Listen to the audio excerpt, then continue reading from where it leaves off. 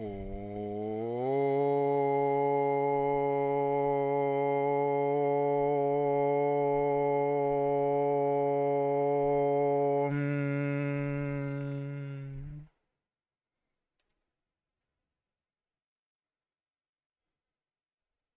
श्री गणेशाय नमः।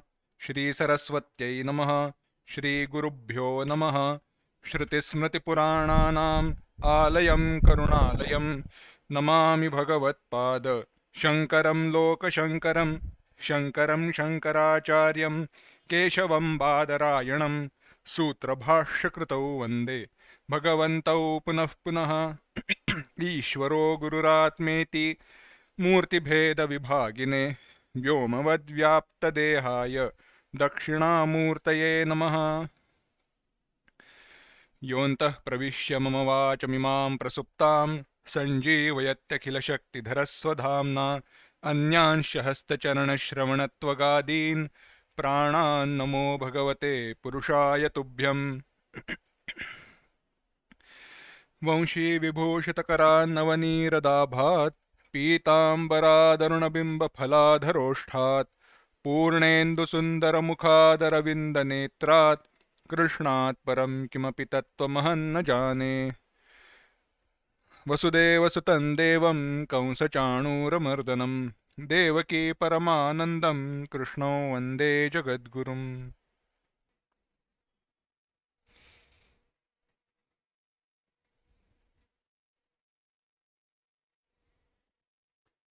भगवद गीता के 17वें अध्याय को चिंतन क्यों आगे बढ़ाए, उसके पूर्व 5वें श्लोक से लेके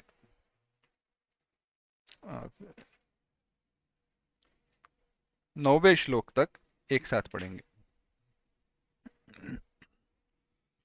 अशास्त्र विहितं घोरं तप्यन्ते ये तपोजनाः दम्भाहंकार संयुक्ताः कामरागबलान्विताः कर्षयन्तः शरीरस्थं भूतग्राममचेतसः माञ्चैवान्तः शरीरस्थं तान् विद्यासुरनिश्चयान् आहारस्त्वपि सर्वस्य त्रिविधो भवति प्रियः यज्ञस्तपस्तथा दानं तेषां भेदमिमं शृणु। आयुस्सत्त्वबलारोग्यसुखप्रीतिविवर्धनाः रस्या स्निग्धा स्थिरा हृद्याः आहाराः सात्विकप्रियाः कट्वं ललवणात्युष्ण तीक्ष्णरूक्षविदाहिनः आहारा राजसस्येष्टाः दुःखशोकामयप्रदाः। भगवान बता रहे हैं, जैसी श्रद्धा है वैसा फल। तो किसकी कैसी निष्ठा है यह कैसे निश्चित करे, तो उसका अनुमान बताने के लिए भगवान गुणों का वर्णन कर रहे हैं। फल के अनुसार, कार्य के अनुसार कारण का विचार, कारण का अनुमान करना चाहिए। इस दृष्टि से विचार करते हुए भगवान कह रहे हैं कि तप हो, आहार हो, यह सब कुछ 3 प्रकार का है। सात्विक है, राजसिक है, तामसिक है। जैसा तप है वैसे आहार भी। तप सात्विक हो सकता है, राजसिक हो सकता है, तामसिक हो सकता है। कर्म सात्विक, राजसिक, तामसिक। यज्ञ सात्विक, राजसिक, तामसिक। दान सात्विक, राजसिक, तामसिक।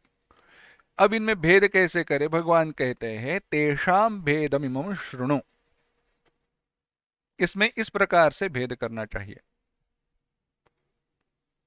सात्विक आहार कौन सा है? तो सात्विक आहार वह है जहां पे आयु सत्व बलारोग्य सुख प्रीति विवर्धना, जो आयु, बुद्धि, बल, आरोग्यता, सुख, प्रीति इनको बढ़ाने वाला हो, रसयुक्त हो, स्निग्ध हो, जिसमें योग्य मात्रा में घी हो, तेल हो, सूखा न हो, इस प्रकार से बना हुआ शरीर में बहुत काल तक ऊर्जा देने वाला, रहने वाला, स्थिर रहने वाला जो अन्न है, उसे क्या कहा? उसे कहा गया सात्विक अन्न। और ऐसा अन्न सात्विक प्रवृत्ति के लोगों को प्रिय है। यानी ऐसा अन्न जिसको प्रिय है वह सात्विक प्रवृत्ति का है, और अगर नहीं है तो हो जाता है। तो आहार के नियंत्रण के द्वारा प्रवृत्ति को बदला जा सकता है। आहारस्तोपि सर्वस्य त्रिविधो भवति प्रियः। आगे कहा इतना ही नहीं, राजसिक कैसे है? राजसिक जो लोग हैं उनके लिए कैसा आहार, उन्हें कैसा प्रिय है? तो कहा कट्वम ललवणात्युष्ण, अत्यंत तीखा, कड़वा, खारा, खट्टा, ऐसा जो अन्न है वह राजसिक लोगों को बहुत प्रिय है। हमने चिंतन किया था, देखा था। और सब्जी लेंगे परंतु और नमक लेंगे और मसाला डालेंगे और ये वो, ऐसा अन्न खाने वाले वह कैसे है? राजसिक प्रवृत्ति के लोग है, रजोगुण युक्ता, वह राजसिक प्रवृत्ति के लोग हैं। आगे कहा यह अन्न जो है इस प्रकार का कैसा है? दुख शोकामय प्रदाह। यह शब्द, यह शोकमय प्रदाह, यह अन्न जो है, यह अन्न दुख, शोक और रोग को उत्पन्न करने वाला है। और फिर से विस्तार नहीं देखेंगे, हमने देखा है। आगे भगवान अब तामसिक जो आहार है, ऐसा आहार जो तमोगुणी लोगों को प्रिय है, वह बता रहे हैं। वे कह रहे हैं यातयामंगतरसम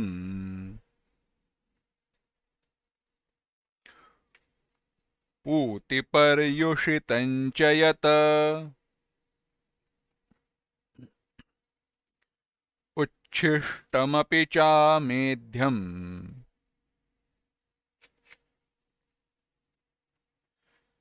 भोजनं तामसप्रियम्।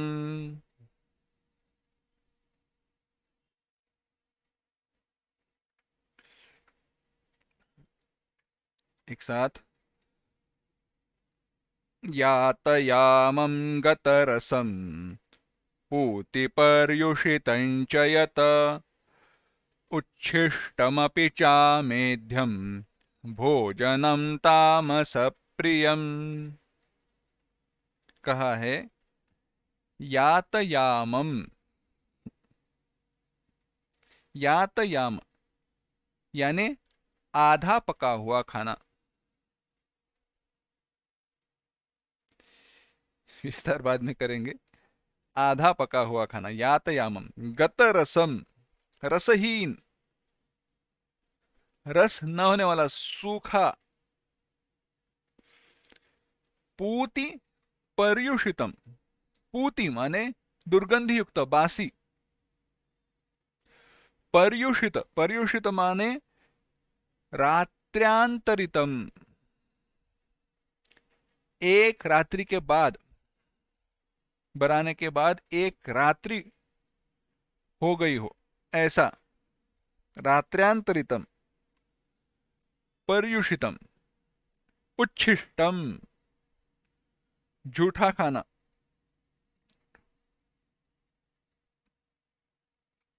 उच्छिष्ट।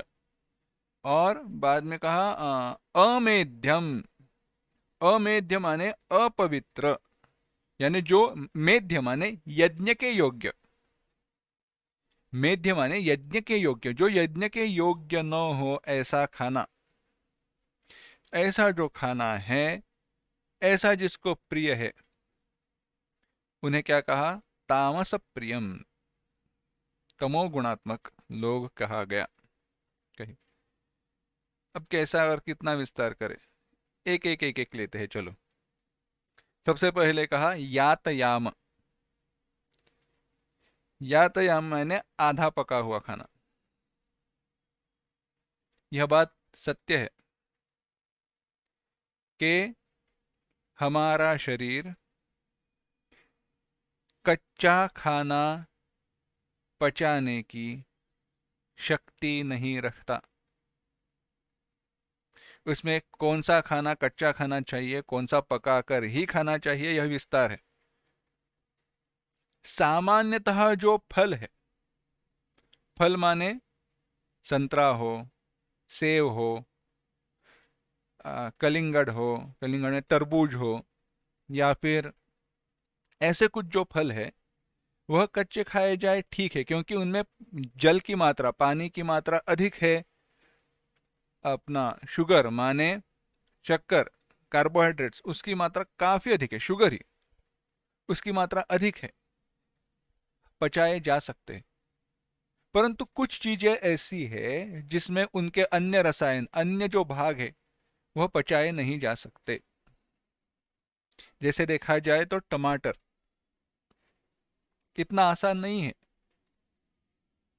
गाजर हो सके तो पकाकर ही खाओ, क्योंकि गाजर में जो कैरेटीन या फिर जो कुछ भी द्रव्य रहते हैं वह आसानी से पचाए नहीं जा सकते।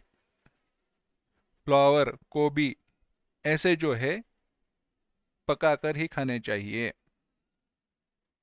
कच्चा सैलड खाना नहीं चाहिए, शरीर उसको पचाने की क्षमता नहीं रखता इसलिए।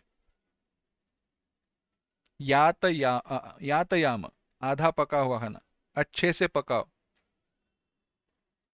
चावल अच्छे से पकाओ, दाल अच्छे से पकाओ, पकने दो अच्छा।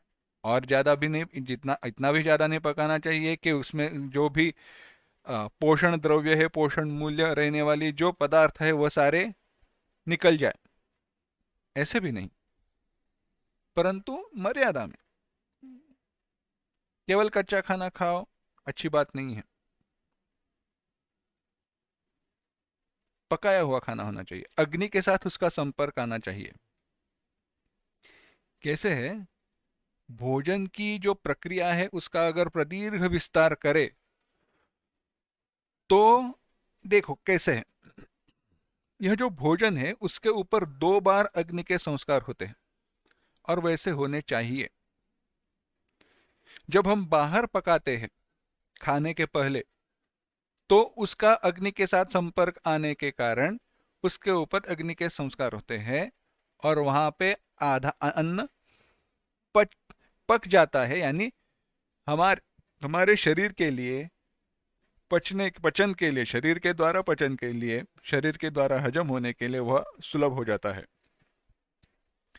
उसके बाद हम जब खाना खाते हैं तो जितना चबाते हैं, तो जैसे ही हमारे मुंह में उसका लार के साथ संपर्क आता है, हम खाना शुरू करते हैं, तो वहां पे पचाने की प्रक्रिया शुरू हो जाती है, अन्न को पचाने की प्रक्रिया यहाँ पे शुरू हो जाती है।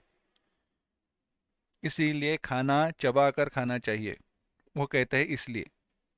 उसके बाद जब पेट में जाता है, वहां पे जाठरा अग्नि जो है, पेट में जो अग्नि है वह उसको पचाता है। अगर कच्चा खाए तो उस जाठरा अग्नि के ऊपर सब कुछ आएगा, और वह, देखो, थोड़ा एक और थोड़ा विषय बदल रहा है, परंतु बात ध्यान में रखना। मैं अ, इस प्रकार से विचार करो, एक बड़ी सी सिगड़ी है, हुँ? या फिर ऐसे विचार करो, ठीक है ऐसे, एक बड़ी सी सिगड़ी है, उसमें एक ही फ्लेम है, यानी 2-3 ऐसे नहीं, एक ही है। उसके ऊपर परंतु 4-5 बर्तन रखे जा सकते हैं। या थोड़ा उदाहरण को बदलते हैं, हॉट प्लेट, हॉट प्लेट रहता है ना वैसे, उसमें कैसे रहता है, एक ही एक ऐसी प्लेट, जैसे एक टॉप रहता है, एक जगह रहती है, पृष्ठभाग रहता है जो गर्म होता है, और जैसे वो गर्म होता है उसके ऊपर रखे बर्तन भी गर्म होते हैं। अब एक ही पृष्ठभाग है, एक ही पृष्ठभाग है, गर्म हो रहा है, उसके ऊपर आपने 3 बर्तन रखे, उसके ऊपर आपने 3 बर्तन रखे हैं। एक बर्तन में दूध गर्म करने के लिए रखा है, एक बर्तन में चावल पकाने के लिए रखे हैं और दूसरे बर्तन में दलिया हो या राजमा हो, राजमा चलो, राजमा पकाने के लिए रखा है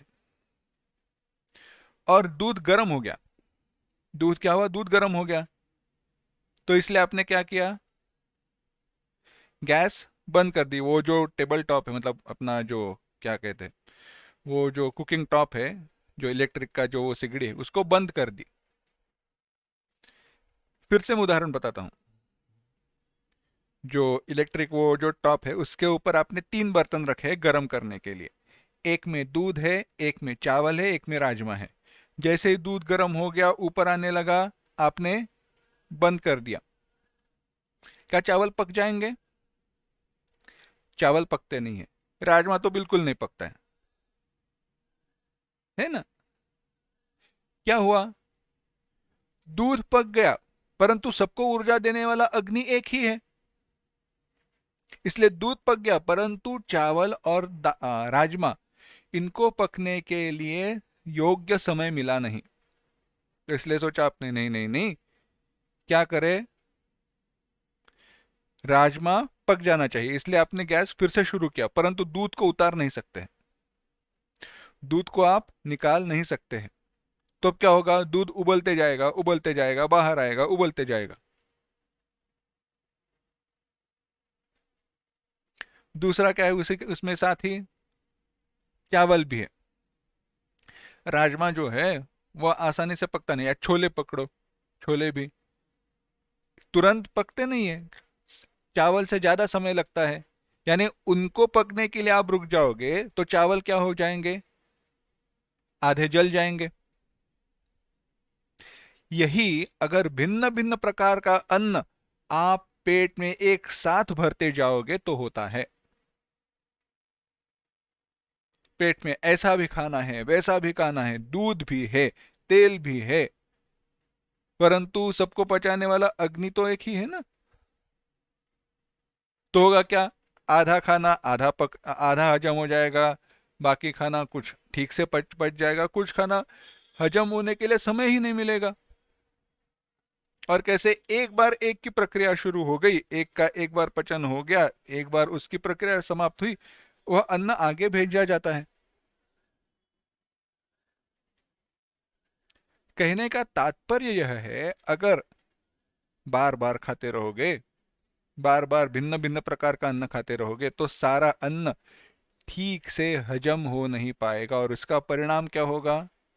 शरीर में उसके जो आधे पके हुए अंश है वह पीछे रहते जाएंगे और उसके कारण रोग आदि की निर्मिति होती है। परंतु फिर भी ऐसा खाना तामस लोगों को प्रिय है। यातयाम, आधा पका हुआ। रसहीन, रस रहित, रस ही नहीं है, सूखा। कुछ पदार्थ ठीक है, परंतु केवल खाना वैसा ही हो, नहीं। दाल वगैरह जो है हमारे पास रसयुक्त है ना। हमारी कई सारी सब्जियां सूखी नहीं है। क्यों नहीं है? रसयुक्त अन्न होना चाहिए इसलिए। आगे कहा दुर्गंधि युक्त। दुर्गंधियां आ रही है, खराब होने लगा है, फिर भी खा रहे हैं, नहीं। पर्युषित। अब पर्युषित के बारे में कहेंगे लोग, उस जमाने में फ्रीज नहीं थे, इसलिए कहा कि शाम को बनाया हुआ खाना दूसरे दिन सुबह तक खराब हो जाएगा, इसलिए रात का खाना नहीं खाना चाहिए कहा गया। केवल वही बात नहीं है, केवल उतनी बात नहीं है। उतनी सी बात होती तो भगवान बताते नहीं थे। कैसे है? अन्न कभी भी बनाओ, अन्न में प्राण जो है, मतलब प्राण माने प्राण ऊर्जा देने वाली जो शक्ति है वह भिन्न है। इसको मेजर नहीं कर सकते, कठिन है। उसको आप अगर कार्बोहाइड्रेट्स, प्रोटीन्स, फैट्स इसके प्रकार से उसका अगर उसको आप उसको गिनोगे, उसका मेजरिंग करोगे, तो समान ही मिलेगा, उसमें उतना फर्क नहीं रहेगा। परंतु खाना बनाने के बाद तुरंत उसकी जो क्षमता है ऊर्जा देने की, तेज देने की, बल देने की, वह घटने लगती है। यह एक विचार है। दूसरा विचार ऐसे है, खाओ तो अच्छा ताजा खाना खाओ, पुराना क्यों खाते हो? पुराना खाने की आदत लग गई, यानी वह क्या हुआ? आलसीपन हुआ। कभी बना के रखो, बार बार वही खाना खाओ, क्यों? अरे खाना खाने जैसी, खाना बनाने जैसी जो एक है अपने जीने के लिए योग्य है, उसको बार बार क्यों नहीं बनाते हो? देखा नहीं है परंतु हमने सुना है, कहीं कहीं पे लोग 2-2 हफ्ते का खाना एक साथ बनाकर डीप फ्रीज कर देते हैं, डीप फ्रीज में रख देते हैं। योग्य बात नहीं है, योग्य बात नहीं है। कुछ यह जो विचार है, एक ज्यादा विस्तार में यहाँ पे नहीं करने वाला हूँ, क्योंकि यह आत्मचिंतन का विषय है। यहाँ पे कुछ जो विचार बताए हैं, जैसे अन्न कैसा हो इत्यादि, वह केवल उस अन्न के द्वारा हमारे शरीर पर कौन सा परिणाम होता है उस दृष्टि से नहीं, परंतु अन्न बनाने की प्रक्रिया से अन्न खाने की प्रक्रिया तक, इसके दरमियान जो हमारा आचरण है, उस आचरण के दृष्टि से भी विचार किया है। बासी खाना यानी क्या? हाँ रहने दो, अभी और नया क्या बनाए, चलो जैसा है वैसा, नहीं चलता। वह एक क्या कहते हैं, डिसिप्लिन, वह एक नियम शरीर में बना हुआ रहना चाहिए कि अच्छा ही खाना खाएंगे, इसलिए अच्छा खाना हमेशा हर समय बनाएंगे ही बनाएंगे।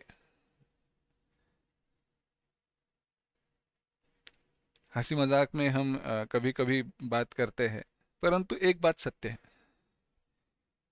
हमारी दादी, कभी कभी जब स्मरण होता है इस विषय का, तो उस बात का स्मरण होता है। उनकी आदत थी, कई लोगों की आदत है, अच्छी बात है, कहीं बाहर से घूम कर आए, कहीं बाहर काम के लिए गए, समझो नाटक हो, सिनेमा हो, या कहीं फंक्शन हो, कुछ भी हो, कहीं बाहर क्या फिर घूमने के लिए गए हो, बाहर से आए, समय क्या हुआ है, रात के 9:30-10 बजे है, 9:30-10 बजे है, खाना खाया हुआ नहीं है, बाहर का खाना खाया नहीं है, बाहर खाना हुआ नहीं है, चाय पी नहीं है। अब क्या करें? सामान्य सी बात है, होटल से मंगा लेते हैं, बाहर का खाना मंगा लेते हैं। परंतु दादी की आदत थी, हमारे साथ घूमी है, यानी उसने आराम किया है ऐसे नहीं है, उतनी हमसे क्या शायद ज्यादा ही थकी हुई है, परंतु घर में आने के बाद, घर पहुंचने के बाद पहले स्नान करके, हम सबका स्नान होने तक उसका दाल चावल या खिचड़ी वगैरह बनाकर तैयार हुआ करता था। क्यों? सबको घर का अच्छा ताजा खाना मिले। डिसिप्लिन है, आदत है, एक धारणा है, अंतःकरण की इच्छा है, और यह हो सकता है। तो ऐसा जो खाना है, कैसा? ताजा खाना खाना, यह सात्विक लोगों के लिए प्रिय है, सात्विकता है उसमें। परंतु रहने दो, जो है वह ले खा लेंगे, ये ऐसा करेंगे वैसा करेंगे, नहीं, उसका परिणाम हमारे आचरण पर भी हो जाता है। अस्तु, ज्यादा विस्तार नहीं करूंगा। भगवान कहते हैं, इस प्रकार के, ऐसा तामसी मनुष्यों को ऐसा भोजन प्रिय है।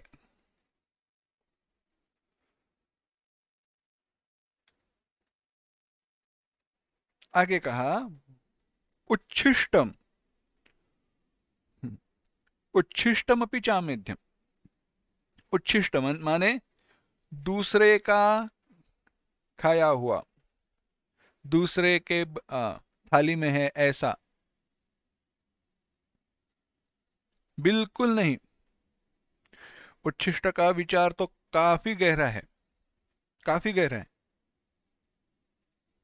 अगर आपने देखा हो तो पुराने जमाने में या कहीं पर भी, जब मराठी में उसको हम पंगत कहते, या फिर पुराने जमाने में अभी भी कहीं कहीं पे खाने के लिए बैठते हैं लोग, और खाना परोसा जा रहा है मंदिर में या फिर यहाँ पे आप बैठो, तो एक लाइन में बिठाया जाता है, एक लाइन में, एक के बाजू में एक के बाजू में एक के बाजू में एक के बाजू में एक। थोड़ा आजू बाजू के विषय आएंगे, परंतु धीरज रखना, ठीक समझना। एक के सामने एक बिठाते नहीं है, और बिठाएंगे भी तो काफी अंतर रहता है। क्यों है? बाहर के लोग उसके ऊपर, जहां पे लोग खाने के लिए बैठे हैं, उनको आसानी से ना दिखे, इसलिए पर्दा वगैरह लगाया हुआ रहता है। क्यों? क्योंकि उन व्यक्तियों की दृष्टि उस अन्न के ऊपर जाकर उनकी वासनाएं उस अन्न पर न आए, इसलिए। यह वासना से दूषित हुआ खाना भी एक दृष्टि से उच्छिष्ट है। उस व्यक्ति की इच्छा मेरे खाने पर हुई, परिणाम होता है अन्न के ऊपर। मानना है तो मानो, नहीं मानना है तो नहीं मानो। हमारा कोई आग्रह नहीं है कि आपको विश्वास रखना ही चाहिए। दृष्टि दोष, दृष्टि के कारण एक दोष उत्पन्न होता है अन्न में। इतना ही नहीं, हम जब बोलते हैं ना, बोलते हैं, खाना खाते, तो हमारे मुंह से वायु, हवा बाहर निकलती है। उस वायु के साथ हमारे मुंह में जो लार वगैरह है वह सब, या फिर हमारे मुंह में जो भी जीव जंतु है, बैक्टीरिया वगैरह, वह सारे बाहर जाते हैं। अगर आमने सामने बैठे हैं और अंतर कम है, तो वह सब कुछ उस खाने के ऊपर जा रहा है। वह सब कुछ कहाँ पे जा रहा है? उस खाने के ऊपर जा रहा है, और वह खाना कोई दूसरा खा रहा है, दूसरे का जो है वह हम खा रहे हैं। अच्छी बात नहीं है। नेचुरल सोशल डिस्टेंसिंग है हमारे लिए। तो ऐसे है उच्छिष्ट का विचार, इसलिए क्योंकि यह क्या है, दूसरे के द्वारा हमें रोग का संपर्क न हो। किसका? यज्ञोपवीत धारण विधि, यानी 6-7 साल तक बेटे का उच्छिष्ट माँ खा सकती है, उसके बाद उसको या किसी को भी दूसरे का उच्छिष्ट खाने की अनुमति नहीं है, पति पत्नी को भी नहीं।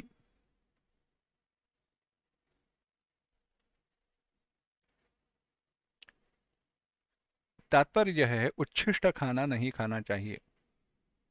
हमारा दुर्भाग्य ऐसे है, ऐसे बड़े बड़े लोग, बड़े यानी उम्र में बड़े लोगों को भी हमने देखा है, जहाँ पे उनको भी बताना पड़ा उच्छिष्ट खाना खाना अयोग्य है, और परंतु जब हमने बताया तो हमें ही सुनाया गया माँ और बेटे का ऐसे चल सकता है। हमने उनको नमस्कार किया, कहा आपकी विद्वत्ता आपके पास, मन ही मन कहा, ये प्रकट नहीं कहा, परंतु बात ऐसी है। उच्छिष्ट नहीं, कितना विस्तार करें इसका। इसलिए आज भी कहीं कहीं जगह पर, या काफी जगह पर, जितना मेरा अनुभव है इसलिए मैं कहीं कहीं कह रहा हूं, खाना खाने के लिए बैठेंगे ना, तो उस घर में जो भी बड़ी दादी है, अम्मी है, माँ है, जो भी है, वह रुकेंगे। क्यों? क्यों? खाना परोसने के लिए, सर्व करने के लिए। क्यों? क्योंकि खाने वाले व्यक्ति को अपने हाथ से खाना लेना न पड़े और उसके द्वारा एक का दूसरे को झूठा खाना न जाए।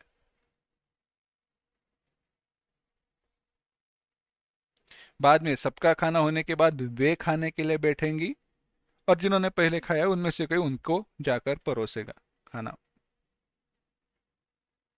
सामने रखा है, सब सब लोग ले रहे, एक ठीक है। अब मॉडर्न एक थोड़े क्या कहते हैं, शिथिलता नियमों में ला सकते हैं। कहीं कहीं पे पॉसिबल है, कहीं कहीं पे शक्य है, कहीं कहीं पे नहीं है। चलो, 4 लोग ही खाने वाले हैं तो कौन किसको परोसेगा, एक साथ बैठकर खाए। पर 10-15 लोग हो तो नहीं। अस्तु, बहुत विचार है, परंतु ज्यादा विस्तार यहाँ पे नहीं करेंगे। उच्छिष्ट खाना नहीं खाना चाहिए, बिल्कुल नहीं खाना चाहिए। पानी भी चाहे ऊपर से पियो या मुंह लगाकर पियो, एक का पानी दूसरे को पीना नहीं चाहिए। शास्त्र में कहा गया है, ऐसा अगर पानी पिया जाए तो वह श्वान मूत्र पीने के समान है। उतना पाप लगता है श्वान मूत्र, विस्तार नहीं करूंगा।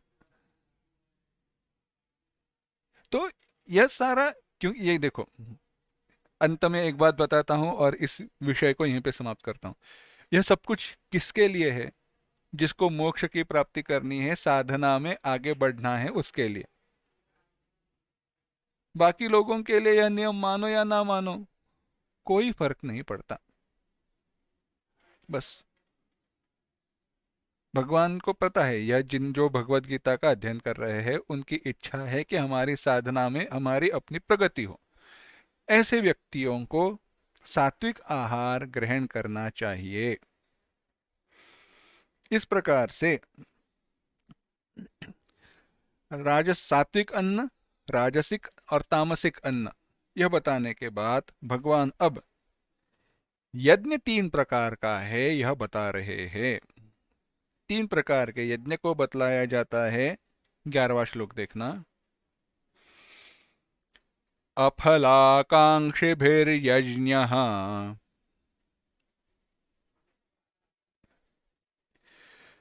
विधिदृष्टो य युज्यते यष्टव्यमेवेति मनः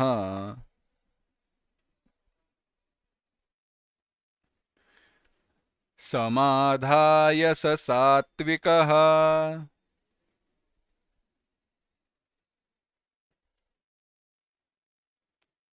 एक साथ। अफलाकांक्षिभिर्यज्ञः विधिदृष्टो य युज्यते यष्टव्यमेवेति मनः समाधाय स सात्विकः। कहते हैं, अब यह जो विधिदृष्टः, विधिदृष्टः शास्त्र विधि ने नियत किया हुआ, शास्त्र विधि से नियत किए गए, विधिदृष्टः यज्ञ, यज्ञ, यष्टव्यमेव, यह करना ही चाहिए, यह मेरा कर्तव्य है, ऐसे जानकर, इति मनः, ऐसे मानकर, ऐसे बुद्धि से, अफलाकांक्षी भी, फल की इच्छा न करते हुए, इज्जते, करता है या किया जाता है, सहा यज्ञ, वह यज्ञ कैसा है? सात्विक, सात्विक है। समाधाय से सात्विक, समाधाय से समाधान करके।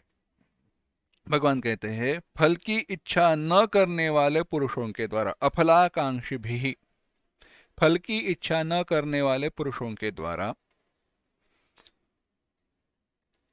विधि दृष्ट यज्ञ, ऐसा यज्ञ जो विधि दृष्ट है, शास्त्र विधि से नियत किया हुआ है, जिसका अनुष्ठान करना चाहिए, ऐसा कर्तव्य है, इसीलिए यष्टव्यम एव इति समाधाय, यह मेरा कर्तव्य है, इसीलिए मुझे करना ही चाहिए और इसलिए मैं कर रहा हूं, परंतु मुझे इस कर्म से, इस यज्ञ से कोई फल की अपेक्षा नहीं है, ऐसे बुद्धि से किया गया जो यज्ञ है वह यज्ञ सात्विक यज्ञ कहा गया।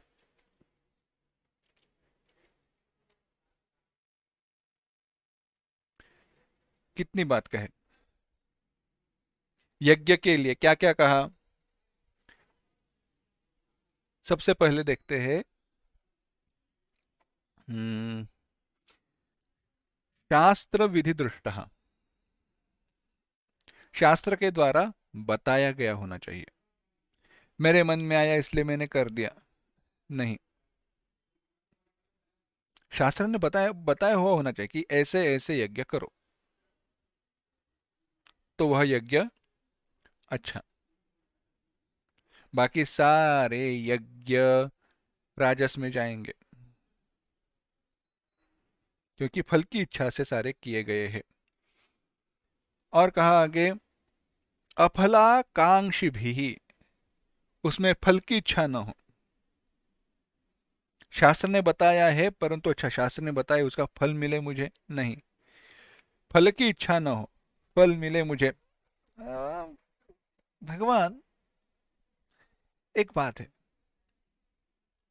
फल की इच्छा नहीं है तो शास्त्र ने बताया हुआ क्यों माने? मुझे कुछ मिलने वाला ही नहीं है तो मैं क्यों सुनूं, क्यों करूं मैं ऐसा? भगवान कहते हैं ऐसी बात है, आपको वह करना चाहिए क्योंकि तुम्हारा कर्तव्य है, करना ही चाहिए, उससे छूट नहीं सकते, नो एस्केप। इसलिए कहा यष्टव्यमेव, करना ही चाहिए, इसलिए इसीलिए यष्टव्यमेव, इस बुद्धि से करना ही चाहिए, इस बुद्धि से वह यज्ञ का अनुष्ठान हर दिन करना चाहिए। इस प्रकार से मन का समाधान करके, मनस समाधाय, मन का समाधान करके, बुद्धि का निश्चय करके जो यज्ञ किया गया है वह कैसा हुआ, वह सात्विक यज्ञ हुआ। अब राजसिक यज्ञ कैसा है वह कहते हैं 12वां श्लोक, अभिसंधाय तु फलम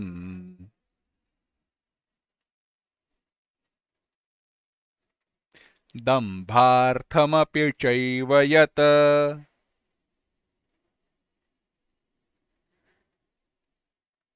इज्यते भरतश्रेष्ठ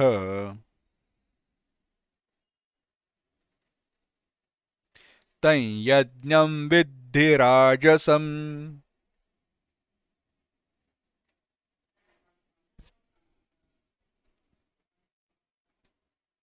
एक साथ, अभिसंधाय तु फलम दम्भार्थमपि चैव यत् इज्यते भरतश्रेष्ठ तं यज्ञं विद्धि राजसम्। भगवान कहते तू, परंतु हे भरत श्रेष्ठ, हे अर्जुन, दंभार्थमेव, केवल दंभ के लिए, केवल पाखंड के लिए, च अथवा फलम अपि अभिसंधाय, फल की इच्छा से, फल को सामने रखते हुए,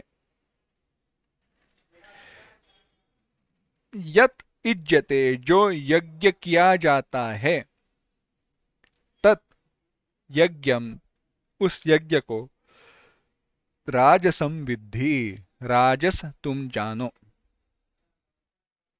हे भरत कुल में उत्पन्न हुए श्रेष्ठ अर्जुन, जो यज्ञ फल के उद्देश्य से और पाखंड करने के लिए किया जाता है, उस यज्ञ को तुम राजसी समझो। कई बार हम देखते हैं कि कुछ यज्ञ ऐसे बहुत देखे जाते हैं, उसमें सूक्ष्म बुद्धि से निरीक्षण करना चाहिए, आत्म परीक्षण भी करना चाहिए, कौन से यज्ञ हम किस प्रकार से कब क्यों कर रहे हैं। अगर यज्ञ किया जा रहा है कि नहीं मैं कितना सात्विक हूं, मैं कितना आध्यात्मिक हूं, यह बताने के लिए किया जा रहा है, तो कोई वह सात्विक यज्ञ नहीं है। केवल लोगों को दिखावा करने के लिए यज्ञ किया जा रहा है तो वह राजसिक ही है। कहा जाए तो तामसिक भी कह सकते हैं, परंतु ठीक है। और उसमें फल क्या है, इच्छा क्या है, लोगों का भला हो, उसमें मेरा बहुत फायदा हो, राजस यज्ञ है। कोई उसका अच्छा फल नहीं मिलेगा, फल मिलेगा परंतु साधना में वृद्धि नहीं होगी, राजस। इसीलिए सात्विक के साथ तुलना करें, सात्विक यज्ञ से के साथ राजस्व यज्ञ की तुलना करें तो क्या कहा गया, देखो पहले तो कहा गया एक जगह पर फल की इच्छा है, एक जगह पर फल की इच्छा नहीं है। फल की इच्छा नहीं है तो यज्ञ कोई कर सकता है, नहीं करेगा। अपने के लिए नहीं, लोगों के लिए करेगा। कर्मयोग का विचार। केवल इतना ही नहीं, भगवान ने कहा था यज्ञाद् भवन्ति पर्जन्याः पर्जन्यादन्न संभवः, कर्म यज्ञ समुद्भवम् इष्टान् भोगान् हि वो देवाः दास्यन्ते यज्ञभाविताः तैर्दत्ता न प्रदायेभ्यः यो भुङ्क्तेस्तेनैव सः परस्परं भावयन्तः श्रेयः परमवाप्स्यथ। चिंतन किया था हमने, यज्ञ का विचार जब आया था पहले भगवत गीता में, वहां पे भगवान ने कहा कि यज्ञ क्यों करना चाहिए, तुम्हारा कर्तव्य है। यज्ञ के कारण बारिश होती है, यज्ञ क्यों, यज्ञ की आहुतियों के कारण वह देवताओं को जाती है, इसलिए वह यज्ञ करना चाहिए। वे तुम्हारा पोषण कर रहे हैं बारिश के द्वारा, तुम उनका पोषण करो यज्ञ के द्वारा। परस्परम भावयन्तः, एक दूसरे का उद्धार करो। उद्धार करो माने एक दूसरे की सहायता करो। परंतु नहीं, तैहि अदत्तान तैर्दत्तान प्रदायेभ्य, उनको दिए बिना ही जो भोग भक्षण करता है वह स्तेन एव सः, वह चोर कहा गया। इसीलिए जो दाम्भिक आचरण के लिए, पाखंड आचरण करके, पाखंड करने के लिए फल के उद्देश्य से जो यज्ञ किया जाता है वह राजसी कहा गया है। आगे कहा 13वां श्लोक देखना, विधिहीनमसृष्टान्नम् मन्त्रहीनमदक्षिणम्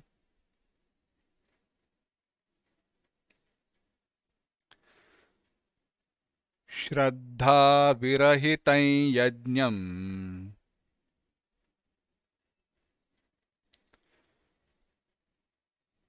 तामसं परिचक्षते।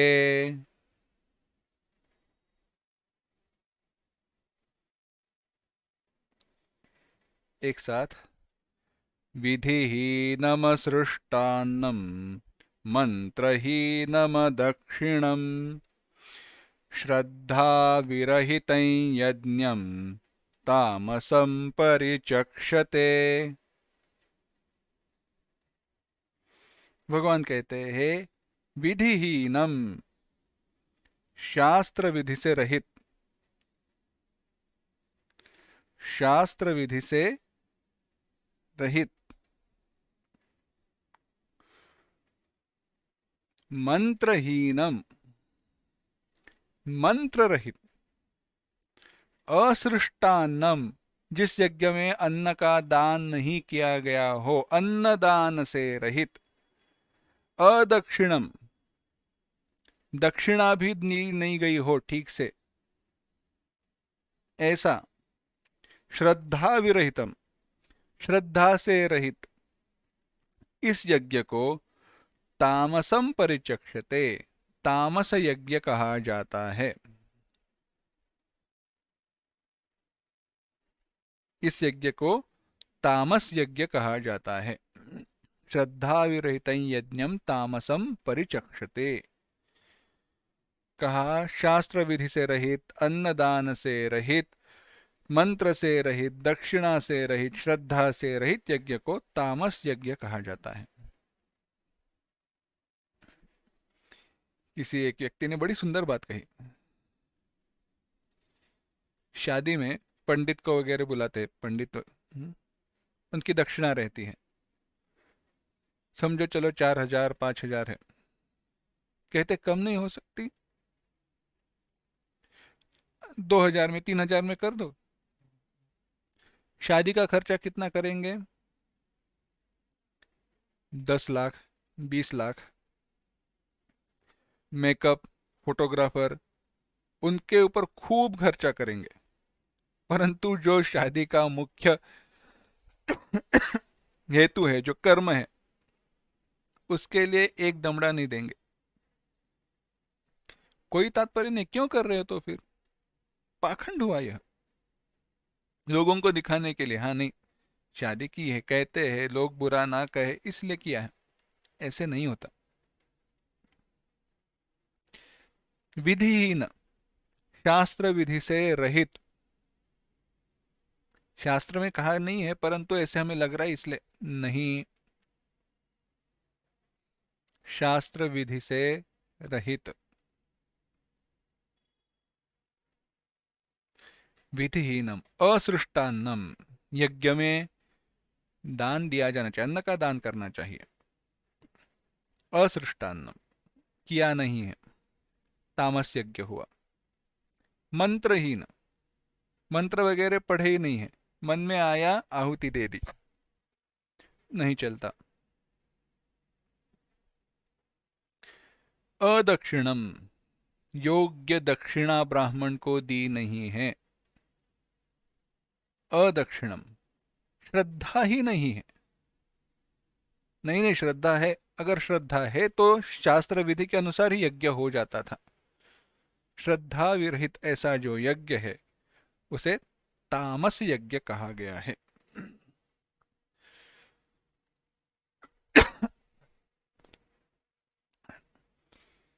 शास्त्र विधि को दूर रख के कहा है, नहीं, इस प्रकार से समिधा, यज्ञ में जो आहुति है इस प्रकार से बनानी चाहिए। इस प्रकार से ही क्यों, दूसरे प्रकार से क्यों नहीं?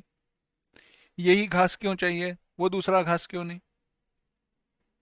नहीं, शास्त्र विधि ने बताया तो शास्त्र विधि ने बातें बताई है। समाप्त हुआ विचार।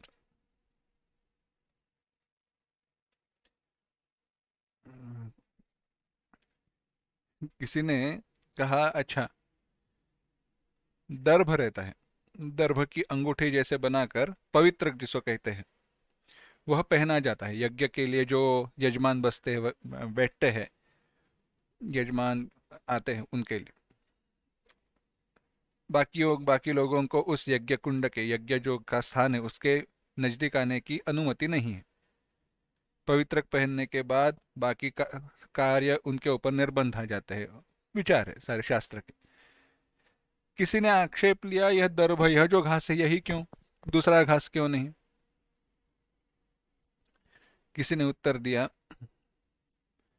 अच्छा, अगर ऐसी बात है तो तुम जो कपड़े पहनते हो वह कॉटन के या फिर ऐसे इसके ही क्यों होते हैं, सुतली के क्यों नहीं होते? है ना, हर एक कौन सा रॉ मटेरियल किस व्यक्ति, किस पदार्थ के लिए बनाया जाए, उसके कोई नियम है, कोई एक कॉमन लॉजिक है, कॉमन सेंस है। उसी प्रकार से यज्ञ के बारे में है। एक वस्तु दूसरी जगह पर नहीं बनाई जा सकती, नहीं इस्तेमाल की जा सकती, ऐसे है। तो इस प्रकार से किया गया जो यज्ञ है तामस यज्ञ कहा गया। अब यज्ञ का विचार बताने के बाद भगवान अब तपाचरण के बारे में बता रहे हैं। 3 प्रकार के यज्ञ, उनके लक्षण बताकर अब भगवान सात्विक तप कैसा है, राजसिक तप कैसा है, तामसिक तप कैसा है, इसका विचार बता रहे हैं। कहते हैं अथ इदानीं तपः त्रिविधम उच्यते। जो तप किया जाता है वह भी तीन प्रकार का है। 14वां श्लोक देखना। देवद्विजगुरु प्राज्ञ पूजनं शौचमार्जवम्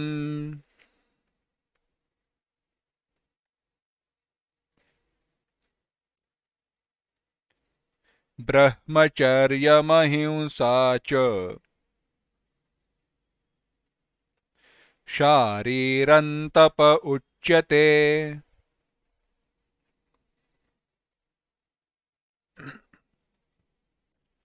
देवद्विजगुरुप्राज्ञपूजनं शौचमार्जवम् ब्रह्मचर्यमहिंसा च शारीरन्तप उच्यते। कहते हैं देव देवताएं, द्विज ब्राह्मण, गुरु गुरु, प्राज्ञ बुद्धिमान ज्ञानी, ऐसे जो है उनका पूजनम, उनका पूजन, शौचम पवित्रता,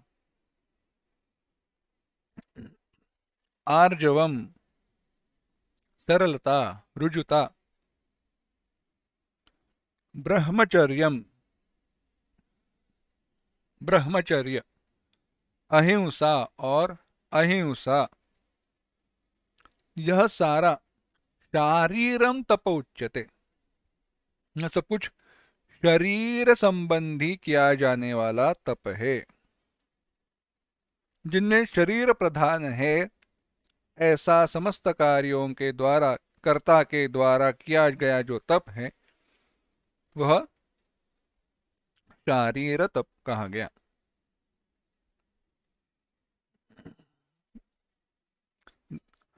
देव देवताएं, द्विज ब्राह्मण, गुरु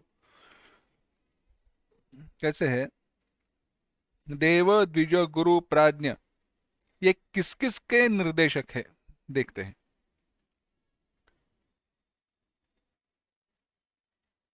देवताओं का पूजन कौन से, ब्रह्मा विष्णु महेश इंद्र सूर्य चंद्र अग्नि दुर्गा वरुण यम गणेश जी, यह सारे जो शास्त्र के द्वारा कहे गए हैं वे। सामान्यतः ब्रह्मादि मंडल में या फिर ऐसे जो हमारे नवग्रह इत्यादि जिनकी स्थापना पूजा में की जाती है, यज्ञ के स्थान पर की जाती है, वे उनकी ही पूजा करनी चाहिए, बाकी नहीं। उनकी पूजा, उनका वाचक शब्द है देव। द्विज शब्द जो है वह ब्राह्मण क्षत्रिय और वैश्य इन तीन वर्णों के लिए लागू है, परंतु कब यज्ञोपवीत धारण विधि हुआ हो तब द्विज। परंतु यहां पर तपाचरण करने वाले जो ब्राह्मण है, जो तपस्वी है, अत्यंत कठोर तपाचरण कर रहे हैं, वेदों के अनुसार कर्मानुष्ठान कर रहे हैं, उनके लिए ही यहाँ पे द्विज शब्द का उपयोग किया है, सामान्यों के लिए नहीं।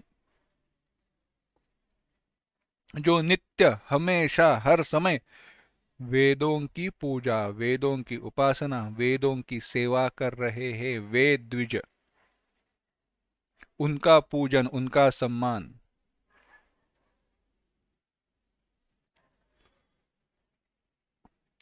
गुरु गुरु यह शब्द साक्षात जो हमारे विद्या गुरु रहते हैं, उपदेश गुरु रहते हैं, उनको है, साथ ही साथ हमसे जो श्रेष्ठ है, ज्येष्ठ है, उन सबके लिए है। माता पिता बड़ा भाई जो भी बड़े हो वह सारे, उनके लिए गुरु शब्द है। उसके साथ ही कहा प्राज्ञ। प्राज्ञ माने विद्वान। कैसे विद्वान? शास्त्र जानने वाले। अहंकारी, अनाचारी ऐसे नहीं। आचरण जिनका शुद्ध है, शास्त्रानुसारी है, ऐसे जो विद्वान है वह पूजनीय है, उनका पूजन करना। फिर भी और अगर संकोच करना है प्राज्ञ इसका, तो जो ब्रह्मज्ञानी है वे, उनका सत्कार, उनका पूजन करना, यह एक बात कही गई, यह एक तप है। शारीरम तप। क्यों? क्योंकि इस तप का आचरण मुख्यतः शरीर इंद्रियों के द्वारा होता है, इसलिए। आगे कहा शौचम। शौचम यह पद शारीरिक शुद्धता के लिए, शरीर की जो शुद्धि है उसके लिए ही कहा गया। शरीर संबंधी, शरीर के द्वारा जो शुद्धता, शौच किया जाता है, पवित्रता रखी जाती है, वह। आगे कहा आर्जवम। आर्जवम माने सरलता, निष्कपट। मन में कपट न हो, मन में पाखंड न हो, मन में झूठ न हो, दिखावा न हो, अत्यंत सरलता।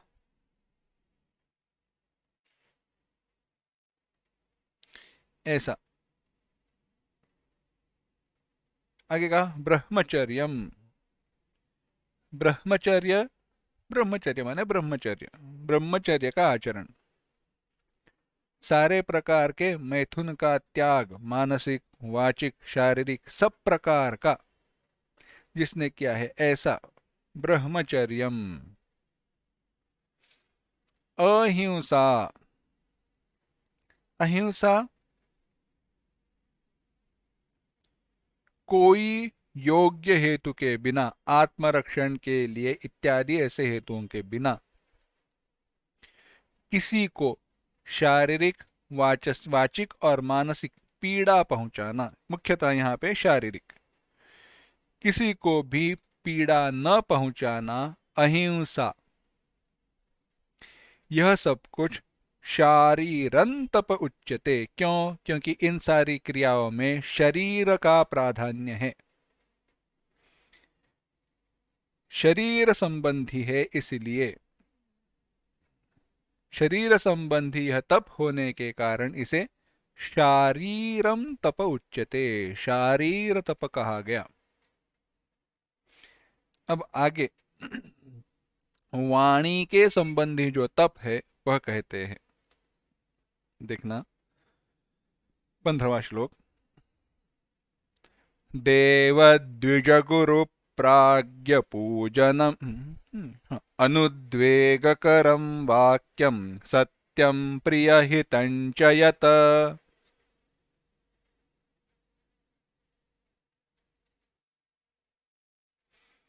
स्वाध्यायाभ्यसनं चैव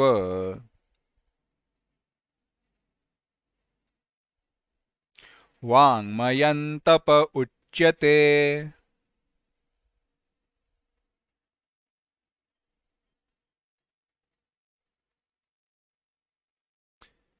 एक साथ। अनुद्वेगकरं वाक्यं सत्यं प्रियहितं च यत् स्वाध्यायाभ्यसनं चैव वाङ्मयं तप उच्यते।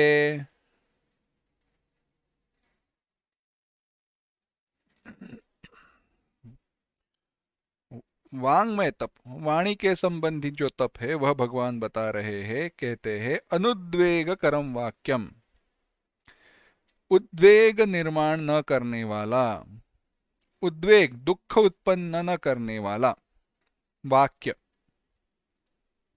सत्यम, सत्य। प्रियम, प्रिय। हितकरम, हितकारी, हित करने वाला, हितकारक। च मितम, मेजर्ड, मर्यादित, योग्य। स्वाध्यायाभ्यसनम चैव,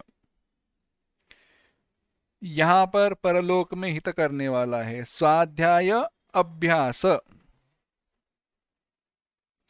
स्वाध्याय अभ्यास करना, यह वाङ्मयन तप उच्यते, यह वाणी के संबंधी का तप बताया गया है।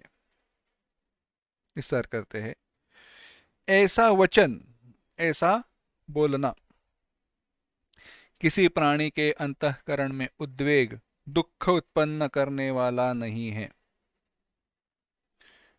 दुख पहुंचाने वाला नहीं है, तथा जो सत्य, प्रिय और हितकारक है। सत्य अर्थात केवल इस लोक में नहीं, परलोक में भी हित करने वाला जो है, ऐसा। इन सब से क्या कहा गया? सत्यम हितकरंच, चकार शब्द से सारे लक्षणों का समुच्चय किया। अनुद्वेग कर होना चाहिए, हितकर होना चाहिए, सत्य होना चाहिए, प्रिय होना चाहिए, ऐसा सब कुछ इन सब से बना हुआ जो है, यानी वाक्य में क्या क्या होना चाहिए? सत्यता, प्रियता, हितक। तो जिस वाक्य में सत्यता, प्रियता, हितकारिता, अनुद्विग्नता, इन सब का समुच्चय हुआ हो, ऐसा इनमें एक दो तीन का अगर अभाव हो तो वह वाङ्मय तप नहीं है।